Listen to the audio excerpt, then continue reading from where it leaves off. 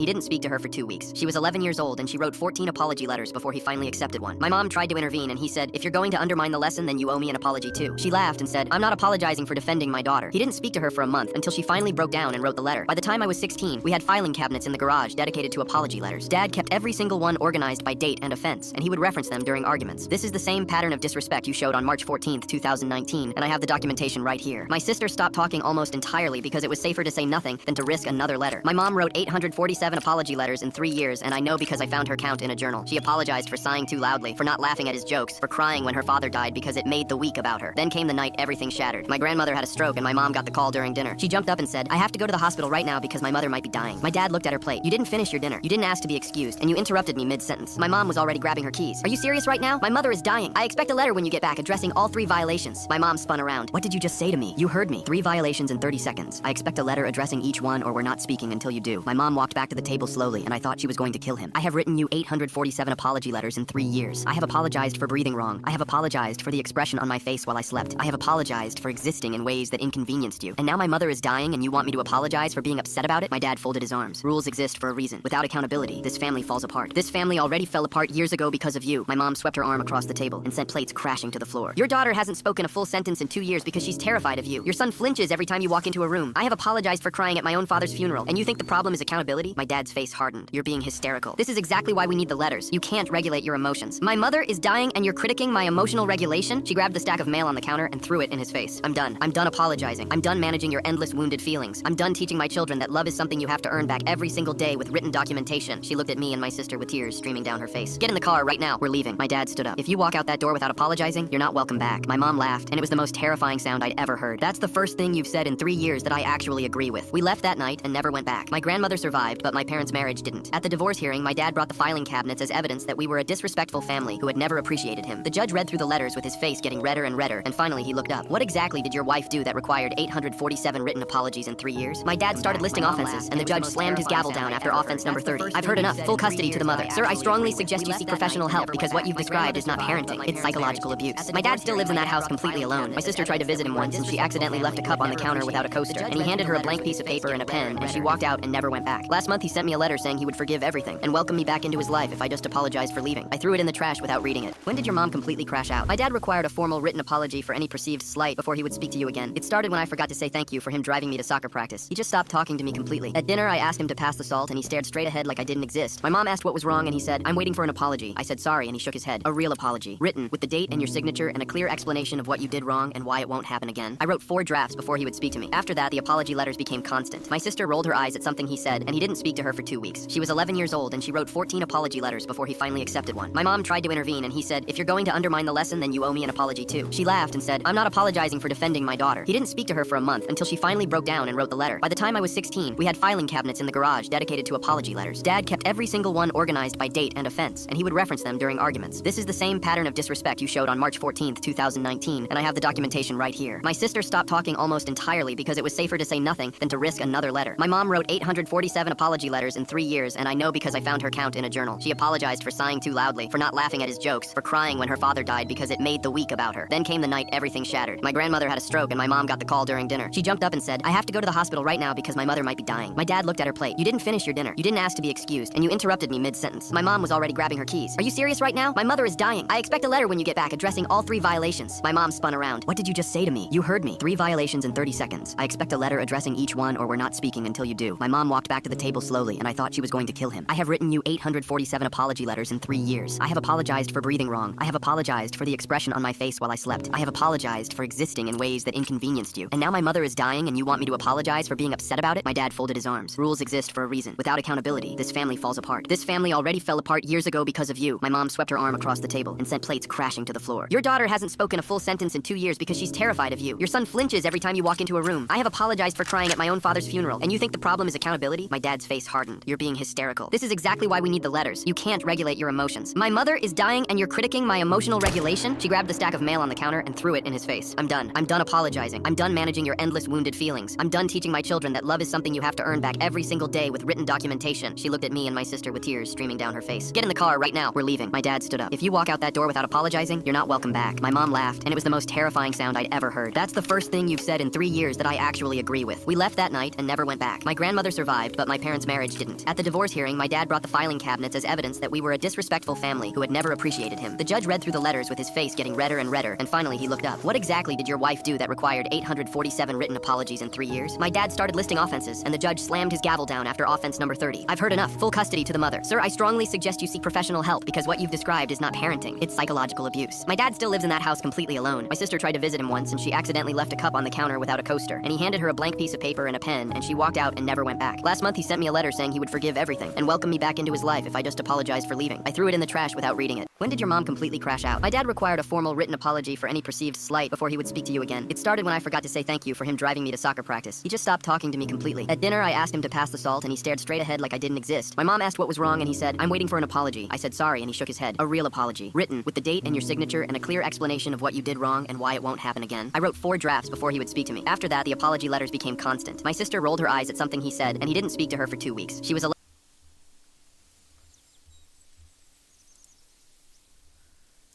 My violent father trained me to snitch on my mother so he could discipline her, and if I didn't do as he said, he'd discipline me. So I broke and called CPS. But my dad lied his way out of it, and now knows I wanted to imprison him. I don't even know what he's going to do. I was 5 years old when my mom burnt my food. It was my favorite, a grilled cheese sandwich, so I immediately burst into tears. Suddenly, I heard my dad's footsteps stomping down the stairs. My mom's eyes became filled with fear, and she placed her hand on my mouth to stop me, but this only made me cry harder. "Son, go to your room." My dad's tone was stern and cold. As soon as I shut the door behind me, I heard the yelling, "I married your sorry A, and you can't even cook our son an effing meal?" My blood turned cold, and that's when I heard it. It sounded like my mom had collapsed to the floor. I instinctively ran out to check on her, and that's when I saw the area around her eye had completely swelled up. I fell to my knees to hug her and comfort her, but that's when my dad spoke. "Son, no need to comfort this W word. She got what she deserved." I tried to ignore him and keep going, but stopped when he eventually started threatening to hit me too. From there, my dad encouraged me to tell on my mom every day, any spot in the house that was left unclean, anytime she was late picking me up. He told me it was to help her be better and that it was the best thing for the family. But when that didn't work, he started wailing on me whenever I didn't tell him. That's how most of my childhood was spent, being a surveillance camera. And sometimes I told my mom I would keep her mistakes a secret, but she would get really mad. "No, do what your father tells you," she said, her voice assertive and stern. So for years I assumed that it was just a normal part of family life, that abuse was just a part of life. One day I was at my friend's house and his parents were eating with us in the kitchen. He was the first friend I had made where both the parents were still together, so I sort of felt like we understood each other, until I bit into the hamburger that his mom had cooked, because I noticed the bun had been pretty badly over-toasted. "This is burnt," I exclaimed out of instinct. I expected his dad to stand up and throw his mom across the room, or at least slap her across the face. Instead, he just laughed. "She's always doing that." My friend nodded, and the mom smiled while jokingly burying her face in her hands. Meanwhile, I was super tense, waiting for the ball to drop, except it never came, and when I left, both his parents kissed me goodbye. As I walked home, my head was spinning, and when I entered the door, it was like I had stepped into another world, one far, far away from the home I had just been in, because my mom was curled up on the marble floor, with red on her forehead, crying her eyes out. I could hear my dad snoring upstairs, so I went over to her. She tried to push me away, but I told her to shut up while I treated her wounds. "I'm sorry for not being there for you, Mom. I love you." In response, she didn't say anything, just gripped onto my arms super tight and nodded her head through the tears. The next day, I was done. I woke up ready to betray my parents in the worst way possible. As soon as school ended, I didn't go home. I went to the police station. I wasn't sure about the procedures and stuff, so I just blurted out everything in one go. The violence, the manipulation, the emotional abuse. The woman looked really concerned and told me she would get a social worker to do an emergency home visit. After an hour of waiting, the social worker showed up to the police station and told me she would come to my house that evening. She told me that it is extremely likely that my parents would figure out it was me. That made my heart skip a beat. But this was followed by a promise that right after the home visit, she would help with an emergency rehousing for me and my mom. I was so grateful that I couldn't help but give her a hug, and I went home with a smile on my face. And, as promised, at 9 p.m. there was a knock on the door. My mom opened it, expecting it to be a family member. Immediately, the social worker was faced with a woman covered in bruises and a black eye. I watched this all from the corner of the room. When she figured out what was going on, my mom's face went ghost white, and she immediately called my dad. I don't know what else was said, but in just minutes, the social worker apologized for bothering us and left. I knew my dad had tricked her. I tried to run up to my room, but it was too late. My dad heard my footsteps and grabbed me. If you think what I did to your mother was bad, you should see how my dad taught me to treat snitches. I won't go into details about what happened next. I just remember waking up on my bedroom floor the next morning, everything hurting. My mom had cleaned me up while I was passed out. She sat on the edge of my bed with this empty look in her eyes. She whispered that she was sorry, but I needed to understand that we couldn't ever tell anyone again. My dad had convinced the social worker that my mom's injuries were from a car accident and that I was a troubled kid who made up stories for attention. School was hell that day. I could barely sit at my desk without wincing. My teacher, Mrs. Kayla, noticed and asked if I was okay. I just nodded and said I fell off my bike. The lie came so easily. I'd been telling them for years. After school, I didn't go to Jacob's house anymore, even though he invited me. I was too scared my dad would find out. That night at dinner, my dad acted like nothing happened. He talked about his day at work, asked about my homework, completely normal. But then he looked at me with this smile that made my stomach turn. Son, I think we need a new system around here. Your mother clearly needs more help than I thought. He explained that from now on, I needed to report to him every single thing my mom did wrong. If I missed anything, we'd both be punished. The next few weeks were a nightmare. I became his little spy camera, watching my mom's every move. If she took too long at the grocery store, I had to tell him. If dinner wasn't ready exactly at 6, I had to tell him. If she spent too much time on the phone with her sister, I had to tell him. And the worst part? My mom started watching me too. She'd remind me to tell my dad things, terrified that if I didn't, we'd both get hurt. One day at school, I just broke down in the bathroom. I couldn't stop crying. This kid named Hugo found me there. He was new, transferred in a month ago. He didn't ask questions, just sat with me until I calmed down. After that, we started hanging out at lunch. He talked about video games and movies, normal kid stuff that made me forget about home for a little while. Hugo noticed the bruises on my arms one day when my sleeve rode up. I quickly pulled it down, but he'd already seen. He didn't say anything right away, but the next day, he brought me an extra sandwich his mom had packed. The day after that, he gave me a cool rock he'd found. Small things, but they meant everything to me. About a month after meeting Hugo, I finally told him a little bit about what was happening at home. Not everything, just that my dad got angry sometimes. Hugo didn't freak out like I expected. He just listened, then told me his cousin had been in a similar situation and got help. That was the first time I felt like maybe there was a way out. I started spending more time with Hugo at school, finding excuses to stay late for study groups that didn't exist. My dad was suspicious at first, but when my grades improved, he eased up a little. Those brief moments of freedom kept me going. Hugo became my lifeline, the only person who knew even a fraction of what was happening. But I knew I was walking a dangerous line. My dad had eyes everywhere. He'd randomly show up at school to surprise me, checking who I was talking to. He'd question me about every minute of my day. And at home, the surveillance continued. My mom and I were trapped in this sick game,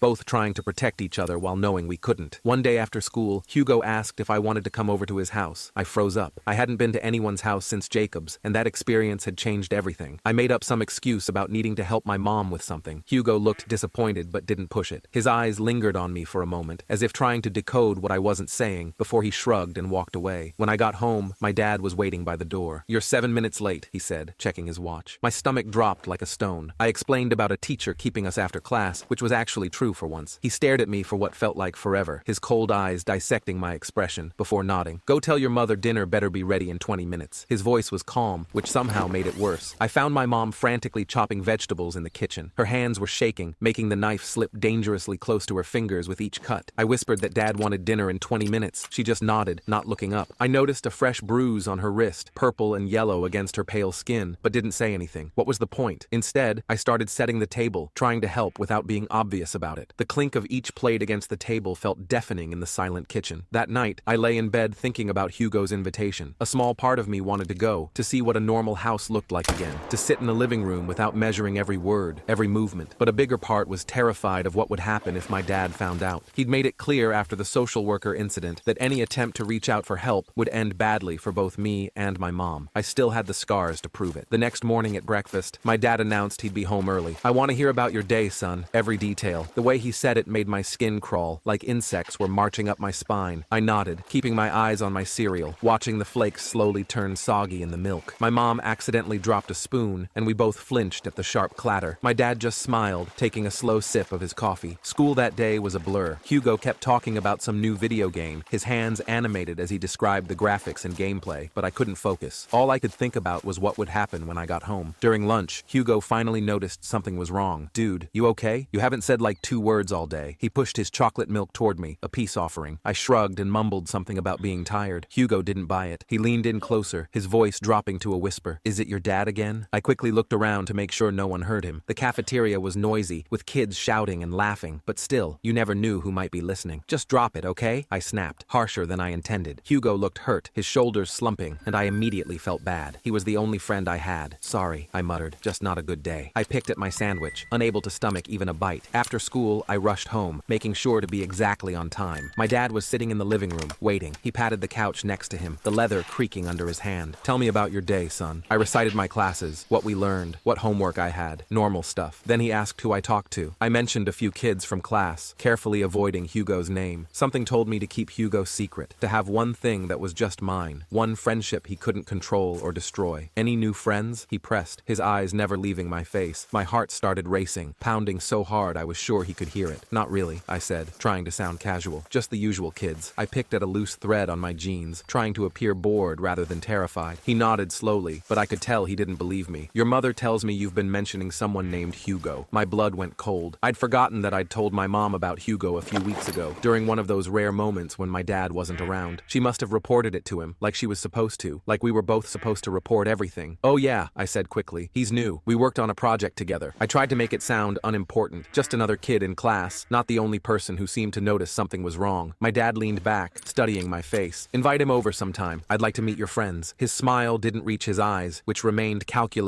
and cold. The thought of Hugo coming to our house terrified me. He's really busy with sports and stuff, I lied. Maybe sometime though. I held my breath, hoping he would drop it. The subject dropped, but I knew it wasn't over. My dad never forgot anything. His memory was like a steel trap, catching every mistake, every lie, every secret. That weekend, I was cleaning the garage as punishment for not reporting that my mom had spent 10 extra minutes on the phone with her sister. My arms ached from moving boxes, and dust coated my throat. My dad came out with 2 beers and handed one to me. I was 12. I'd never had alcohol before. The bottle was cold and unfamiliar in my hand. Drink, he said. It wasn't a request. His tone left no room for refusal. I took a sip and nearly gagged. It tasted awful, bitter and sour at the same time. He laughed, the sound echoing in the garage. Your grandfather gave me my first beer when I was your age, he said, taking a long drink from his bottle. Told me it would put hair on my chest, make me a man. He looked at me with those cold eyes. You want to be a man, don't you? I nodded and forced myself to take another sip. My dad smiled, seemingly satisfied. Men take care of their families, he continued. They make sure everyone follows the rules. That's what I'm teaching you. He placed his heavy hand on my shoulder, squeezing until it hurt. I just kept nodding, feeling sick from the beer and his words. He went on about how my mom needed a firm hand, how women were naturally disorganized and emotional, how lucky she was to have him, how lucky I was to have him as a father, teaching me these important lessons. I stared at the concrete floor, watching a spider scurry into a crack, wishing I could disappear as easily. By Monday, I was a mess. I couldn't sleep, couldn't eat. The beer had made me sick, but the fear was worse. Hugo noticed right away, his eyebrows drawing together in concern. During gym class, he saw the bruises on my back when I changed shirts, dark purple marks where my dad had pushed me against the wall. This time, he didn't stay quiet. Dude, what the hell happened to you? He whispered, eyes wide with shock. I quickly pulled my shirt down, fabric catching on my still tender skin. Fell down the stairs, I muttered, the same excuse I'd been using for years. The words felt hollow, rehearsed. Hugo shook his head. That's not from falling downstairs. My cousin used to say the same thing, but it was her stepdad hitting her. His voice was low but intense, his eyes darting around to make sure no one else was listening. I felt panic rising in my chest, constricting my breathing. Just drop it, okay? It's not like that. I slammed my locker shut, the metal clang making us both jump, but Hugo wouldn't let it go. After school, he followed me partway home, talking the whole time about how his cousin finally told someone and got help, how things got better for her, how they could get better for me too. The autumn leaves crunched under our feet as we walked, the sound punctuating his words. You don't understand, I finally snapped. They already tried to help. It made everything worse. I told him about the social worker, how my dad had manipulated her, how badly I'd been punished afterward. The words tumbled out, a dam breaking after years of silence. Hugo looked shocked but determined, his jaw set in a way I hadn't seen before. Then we need better evidence. My mom works at the hospital. She deals with this kind of stuff all the time. She knows what to look for. The thought of another adult knowing terrified me. Number, you can't tell anyone. Promise me, Hugo. I grabbed his arm, my fingers digging into his jacket. He reluctantly promised, but I could tell he was still thinking about it. We parted ways at the corner, and I hurried home, checking the time obsessively to make sure I wasn't late. The clouds overhead matched my mood, gray and threatening. That night, my dad was in a weird mood, almost cheerful. He brought home pizza, which never happened. The greasy box sat in the center of our table like an alien object. My mom and I exchanged confused glances across the table. Then he dropped the bomb. I ran into the father of your friend Hugo today, he said casually, watching my reaction. Nice guy, works at the bank. We're having them over for dinner this weekend. He took a bite of pizza, cheese stretching between his his mouth and the slice. I nearly choked on my pizza. What? How did you? Small town, son. People know people. He smiled that smile that never reached his eyes. I thought it would be nice for you to have friends over, like normal families do. His emphasis on normal made my stomach churn. The message was clear. He was reminding me that he controlled everything, even my friendships. And now he was going to get close to Hugo's family, probably to make sure Hugo couldn't help me. I pushed my plate away, appetite gone. The next day at school, I frantically told Hugo about the dinner. You can't come, I insisted. Tell your parents you're sick or something. My words came out in a desperate rush. Hugo looked confused, his forehead creasing. Why? Maybe this is good. My parents can see what's happening. I shook my head, frustration building. You don't get it. My dad is really good at seeming normal to other adults. He'll charm your parents, and then if you ever try to tell them about me, they won't believe you. I'd seen it happen before, watched adults fall under his spell, but it was too late. Hugo's parents had already accepted the invitation. They were excited to meet my family. Hugo promised he'd try to get his mom alone, to show her my bruises, but I knew it wouldn't work. My dad never left me alone with other adults. He was too careful, too controlling. The dinner was a nightmare dressed up as a normal family gathering. My dad was charming, funny, the perfect host. He told jokes that made Hugo's parents laugh, served drinks with a flourish. My mom wore long sleeves to cover her bruises and smiled so much her face must have hurt. I sat next to Hugo, barely speaking, watching my dad win over his parents. The food stuck in my throat, each bite requiring effort to swallow. Hugo's dad, Mr. Campbell, worked at the local bank. His mom, Mrs. Campbell, was a nurse at the hospital, just like Hugo had said. They were nice, normal people who had no idea they were sitting at a table with a monster. They complimented our house, thanked my mom for the meal, and treated my dad with the respect he demanded from everyone. At one point, Hugo tried to steer the conversation toward child abuse cases Mrs. Campbell had seen at work. My dad smoothly changed the subject, then gave me a look that made my blood run cold. He knew exactly what Hugo was trying to do. I kicked Hugo under the table, silently begging him to stop. After dinner, while our parents had coffee in the living room, Hugo and I went to my room. Your dad seems nice, Hugo whispered, looking confused. Are you sure? Yes, I'm sure, I hissed. That's how he fools everyone. Just drop it, okay? You're making things worse. I paced the small space between my bed and desk, unable to sit still. Hugo looked hurt, his shoulders slumping. I'm just trying to help. Well, don't. I was scared and taking it out on him. Deep down, I knew he was just trying to be a good friend, but all I could think about was what would happen after his family left, the punishment that would surely come. When the Campbells finally went home, my dad closed the door behind them and turned to me with that same smile. Nice family, he said, though Hugo seems to have quite an imagination. His father mentioned he's been telling some concerning stories at home. His voice was light, but his eyes were hard as flint. My stomach dropped. Somehow,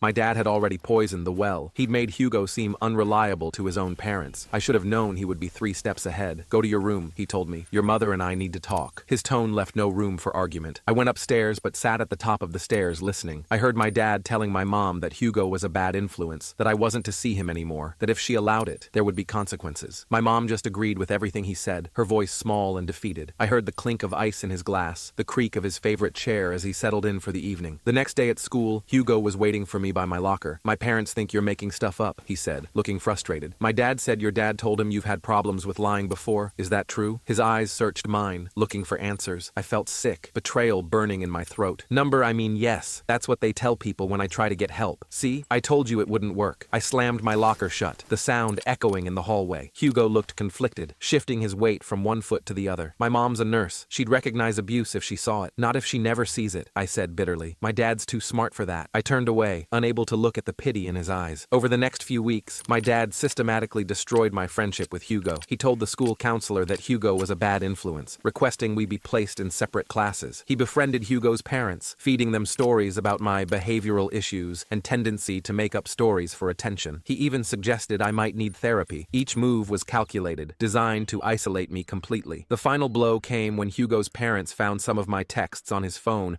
where I was describing what my dad did to us. Instead of believing it, they thought I was a troubled kid dragging their son into my problems. They banned Hugo from hanging out with me. The one lifeline I had was severed with surgical precision. At school, Hugo tried to stay friends, but it was hard. We couldn't hang out after school, couldn't text without his parents checking his phone. Eventually, he started hanging out with other kids, giving me sad looks across the cafeteria. I'd watch him laugh with other friends, feeling like I was looking through a window at a life I couldn't have. I was alone again, and my dad knew it. He'd won. His victory was evident in the way he relaxed at home, less vigilant now that my potential ally had been neutralized. My mom grew more withdrawn than ever. She moved through the house like a ghost, doing everything perfectly to avoid punishment. Sometimes I caught her staring at me with this heartbroken look, like she wanted to say something but couldn't find the words. Other times, she seemed almost angry with me, like I'd made things worse by trying to get help. The weight of her silent blame was almost as heavy as my dad's punishments, evidence. One night, I overheard my dad talking to her in their bedroom. "The boy's turning out just like you," he said, his voice dripping with disgust. "Weak, pathetic, can't even keep his mouth shut." The words slithered under the door, poisonous and sharp. My mom didn't respond, but I heard something hit the wall. A thud followed by silence. I ran to my room before he could catch me listening, my heart pounding in my ears. The next morning, my mom had a fresh bruise on her cheek, a vivid purple stain spreading across her pale skin. My dad told me it was because I'd been slacking on my reporting duties. "Your mother needs structure," he said, buttering his toast with precise movements. "When you fail to help me provide that, she suffers. Is that what you want?" I shook my head, hating him, hating myself for not being able to stop him. That's when I decided I needed a new plan. If adults wouldn't help me, I'd have to help myself. I couldn't keep living like this, watching my mom fade away, feeling myself disappear a little more each day. I started keeping a journal, hiding it under a loose floorboard in my closet. I wrote down everything: dates, times, descriptions of what my dad did to us. I knew it probably wouldn't help, but it made me feel like I was doing something, like someday someone might read it and understand. The pen scratching against paper became my small act of rebellion, a way to preserve the truth he tried so hard to erase. For weeks I documented everything: the time he threw a plate at my mom because dinner was cold, ceramic shards scattering across the kitchen floor; the time he locked me in the basement for forgetting to report that she'd spent too long on the phone, leaving me in the dark for hours; the time he made me watch while he hit her, telling me this is what happens to women who don't respect their husbands. Each entry was a piece of evidence, a small stone in what I hoped would eventually become a wall of truth. But I got careless. One day, I left the journal out when I went to the bathroom. When I came back, my dad was sitting on my bed, reading it. My heart stopped, the world freezing around me. "Interesting stories," he said, flipping through the pages. "Quite the imagination you have." His voice was calm, almost amused. I stood frozen in the doorway as he slowly tore the journal to pieces. "Did you really think this would help?" he asked, letting the scraps fall to the floor like confetti. "Who would believe you over me? I'm a respected businessman. You're just a kid with a history of making things up." He stood up and walked toward me. I backed away until I hit the wall, the doorknob digging into my back. "Clean this up," he said, gesturing to the torn pages. "And if I ever find anything like this again, what happens to your mother will be your fault. Understand?" I nodded, tears streaming down my face. After he left, I gathered the torn pages, my hands shaking. All that work, all that evidence, gone. I felt more hopeless than ever, kneeling among the fragments of my failed attempt at justice. But something inside me refused to give up. If a written journal was too risky, I needed something else, something he couldn't find and destroy, something that would make adults believe me. The next day at school, I approached Hugo during lunch. We hadn't really talked in weeks. "I need to borrow your phone," I whispered. "Just for a day, please." I held my breath, waiting for him to tell me to get lost. Hugo looked surprised, but nodded. "My parents got me a new one. You can have my old one. They don't check it anymore." He slipped it to me under the table, the device warm from being in his pocket. "The charger's in my locker. I'll get it to you after class." That night, I hid the phone in a vent in my room, carefully replacing the cover so it looked untouched. I waited until my parents were asleep, then took pictures of my mom's bruises while she was sleeping. I recorded my dad's rants through the wall when he thought no one could hear. I documented everything, my finger trembling as I pressed the shutter button, capturing images I knew could change everything. My surveillance system became more sophisticated over the next 2 weeks. I discovered the phone had a motion-activated recording feature, so I positioned it strategically whenever my dad was likely to explode. I hid it behind books on shelves, inside empty cereal boxes in the kitchen, even taped under the dining table. Each night, I'd retrieve it and review what I'd captured, saving the most damning evidence to a password-protected folder. I recorded him threatening my mom when she spent an extra $10 at the grocery store, his voice eerily calm as he described exactly how he would hurt her. I captured video of him forcing me to recite my mom's mistakes while she stood trembling in the corner. Most chillingly, I recorded him explaining his surveillance system to me, how a real man keeps his family in line by knowing everything they do. For 2 weeks, I collected evidence. I was careful, making sure my dad never suspected anything. I even pretended to be more compliant, reporting my mom's mistakes without being asked, earning his approval. It made me sick, but I knew I needed him to trust me. Each good son act was a cover for my secret rebellion. Then disaster struck again. My dad noticed Hugo and me talking at school during a parent-teacher conference. He didn't say anything that night, but the next day, he went to Hugo's parents and told them Hugo had stolen money from our house during the dinner. It was a complete lie, but Hugo's parents believed my dad over their own son. His trustworthy facade had worked its magic again. Hugo was grounded, his phone privileges revoked. Our tenuous connection was severed completely. At school, he wouldn't even look at me anymore. His parents had forbidden any contact. I watched him walk past me in the hallway, eyes fixed straight ahead, and felt another piece of hope die. I was devastated, but still had the phone with all the evidence. I just needed to figure out who to give it to. The social worker who had come before had been easily manipulated. The police might not believe a kid over an adult. I needed someone who would take me seriously, someone my dad dad couldn't charm or intimidate. Then I remembered Mrs. Kayla, my teacher from earlier that year. She had always been kind, always noticed when something was wrong. She had once asked about a bruise on my arm, and though I'd lied, I remembered the genuine concern in her eyes. Maybe she would help. I approached her after class one day. Mrs. Kayla, can I talk to you about something important? My voice was shaking, my hands clenched at my sides to stop their trembling. She looked concerned and nodded. Of course, sweetheart. What's going on? She cleared a space at her desk, inviting me to sit. I took a deep breath and showed her some of the pictures on the phone. Her face went pale, her hand covering her mouth. How long has this been happening? She asked quietly. As long as I can remember, I admitted. I tried to get help before, but my dad convinced everyone I was lying. The words came easier now, with evidence to back them up. Mrs. Kayla looked determined, her initial shock hardening into resolve. Not this time, she said. This is clear evidence, but we need to be careful. Your father can't know you came to me. She reached across the desk and squeezed my hand. She explained that she was a mandated reporter, which meant she had to report suspected abuse, but she promised to make sure it was handled differently this time. She would contact the original social worker, show her the evidence, and make sure multiple people were involved, so my dad couldn't manipulate just one person. She outlined the plan carefully, making sure I understood each step. For the first time in months, I felt a glimmer of hope. Mrs. Kayla kept the phone for safekeeping and told me to act completely normal at home. Don't give your father any reason to suspect anything, she warned. We'll move quickly, but carefully. That week was the longest of my life. I went home each day, played my role, reported my mom's mistakes, and pretended everything was normal. My dad seemed pleased with my compliance, even letting me watch TV after dinner one night, a rare privilege. I sat beside him on the couch, every muscle tense, counting the hours until Friday. Then on Friday, Mrs. Kayla pulled me aside after class. It's happening tonight, she whispered. The social worker is coming with a police officer and a child advocate. They'll be there at 7. Just stay calm and tell the truth. I nodded, my heart racing with fear and hope. This was our last chance. If it didn't work this time, I didn't know what would happen to us. But for the first time, I dared to imagine a different life. One where my mom and I could breathe freely, where we didn't have to measure every word, every step, where we could be safe. I went home that Friday with my stomach in knots. Every step toward my house felt like walking toward a cliff edge. I kept checking the time on the school clock, calculating how many hours until 7 p.m. The weight of what was about to happen made it hard to breathe normally. My dad was in a good mood when I got home, which somehow made everything worse. He was whistling in the kitchen, making himself a sandwich. My mom was folding laundry, her movements mechanical, her eyes fixed on the clothes like they held some secret code. I noticed fresh bruises on her wrists, peeking out from under her sleeves when she reached for another shirt. "Hey, sport!" my dad called out, his voice cheerful. "How was school?" He took a bite of his sandwich, mayo catching in the corner of his mouth. "Fine," I mumbled, dropping my backpack by the stairs. I tried to act normal, but my heart was hammering so hard I was sure he could hear it. "Just normal stuff." He nodded, seemingly satisfied with my answer. "Your mom's making pot roast tonight, your favorite." He winked at me like we shared some special secret, like we were just a normal father and son. I forced a smile and headed upstairs to my room, counting each step. 7 hours until the social worker would arrive. 7 hours of pretending everything was fine. I sat at my desk and pulled out homework, staring at math problems I couldn't focus on. The numbers swam before my eyes, meaningless symbols on a page. Around 6:30, I heard my dad's phone ring. He answered it in the living room, his voice drifting up the stairs. Something about work, a problem he needed to handle. I held my breath, hardly daring to hope. Then I heard the magic words. "Fine, I'll come in, but I won't stay long." His footsteps stomped toward the front door. "I'll be back in an hour. Dinner better be ready." The door slammed, and seconds later his car engine roared to life in the driveway. I ran to the window, watching his taillights disappear down the street. I couldn't believe our luck. Mrs. Kayla must have arranged this somehow,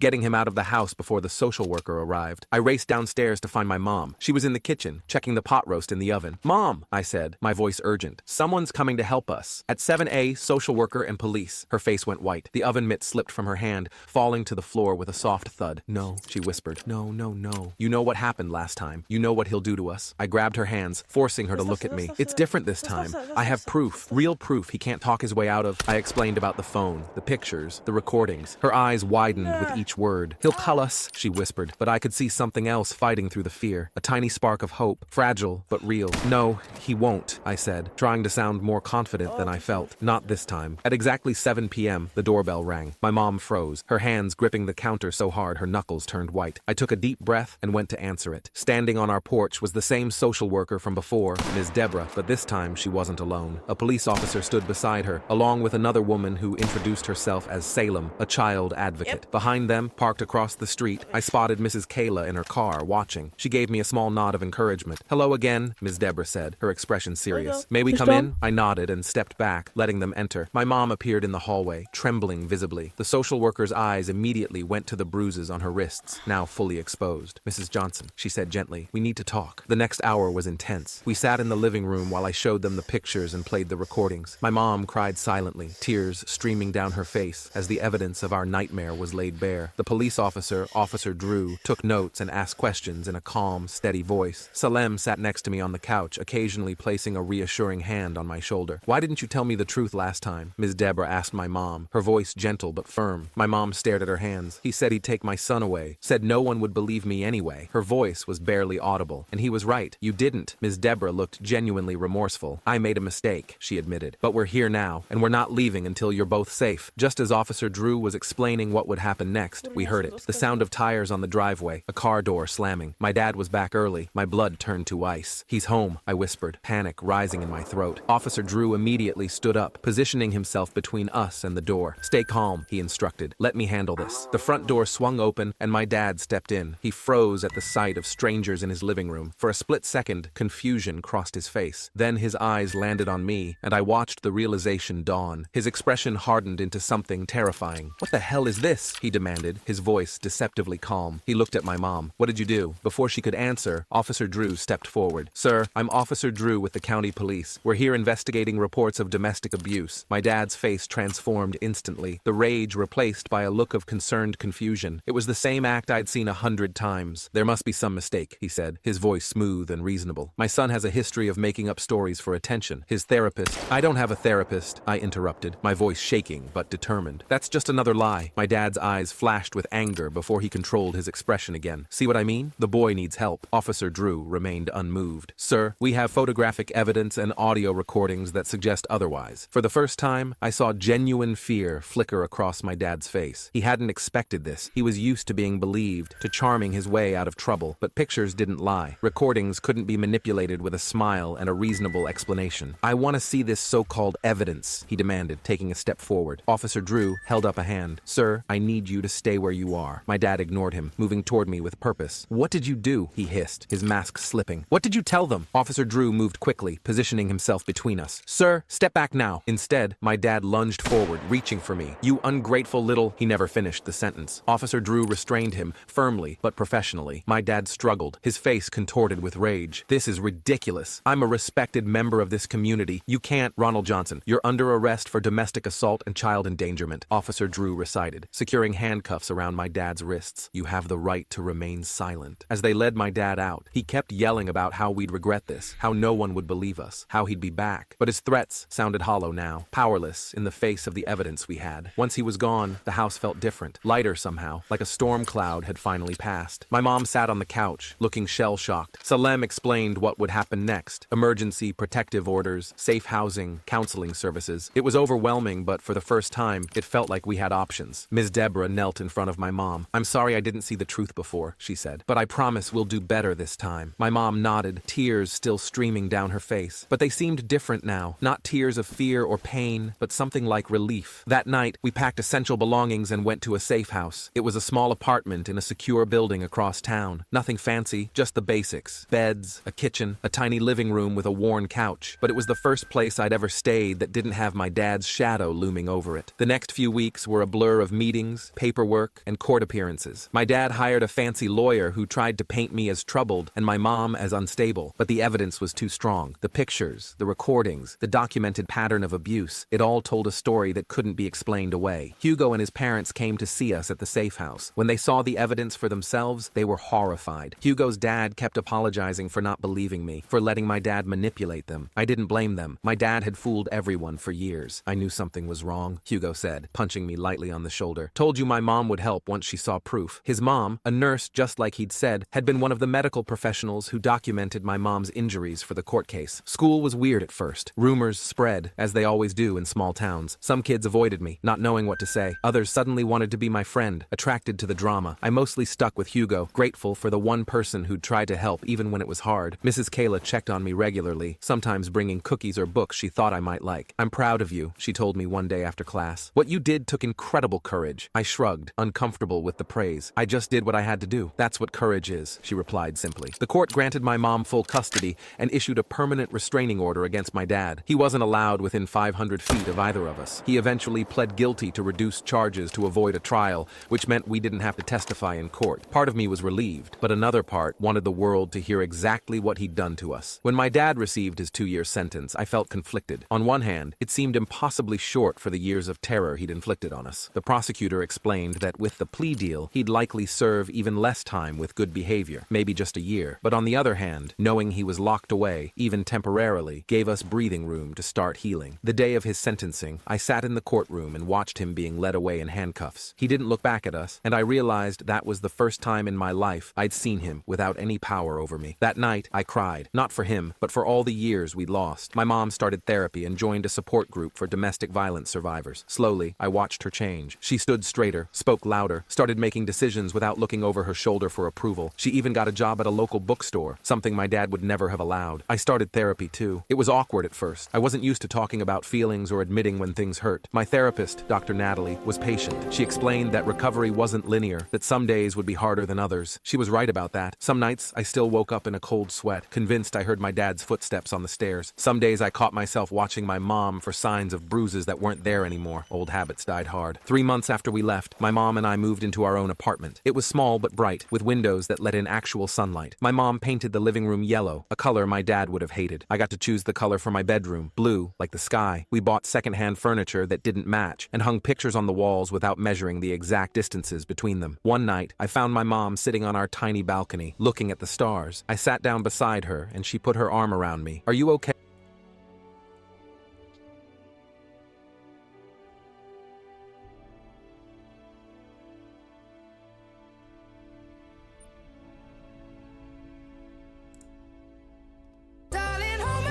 Nothing beats a Jet2 holiday.